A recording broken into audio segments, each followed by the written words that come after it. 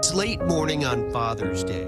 Deputy Bill Dunn, a father himself, has just discovered a 3-year-old girl left inside a car which by this time was sweltering.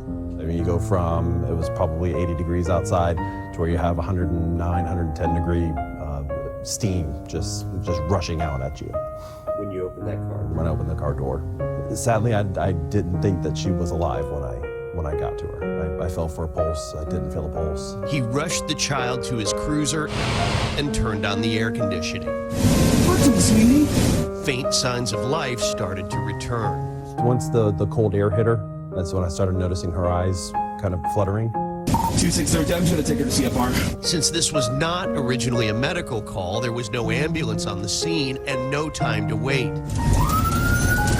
Dunn took off for the hospital with the little girl lying next to him, encouraging her back to consciousness. It's okay, baby. Talk to me. You're okay.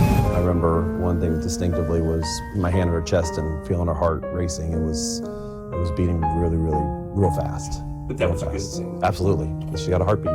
At the hospital trauma room, the medical team was ready and waiting. After dropping off the child, there was nothing more Dunn could do. He walked out to his patrol car and slumped over. My legs were a little weak. It's a heck of a thing to experience that adrenaline dump, and then when it finally all goes away, how it really does affect your body. The sad reality is 36 children across America die in hot cars every year. How does it happen?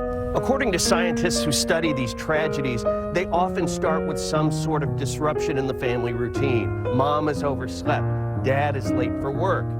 In their minds, they think that the child is safe at home or at daycare, but the reality is something far worse. I know many people who have seen these stories across the media that have played out and have made the determination to actually take their cell phone or their purse or their wallet and put it back there where the child's safety seat is. If you get into the habit of checking the car and looking at that, then it becomes routine. 3 days later, this little girl was out of the hospital and Deputy Dunn had a chance to meet her.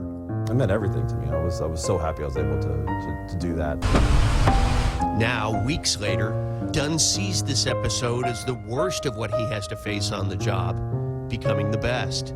Sometimes we're able to have a moment like this that makes it all worthwhile.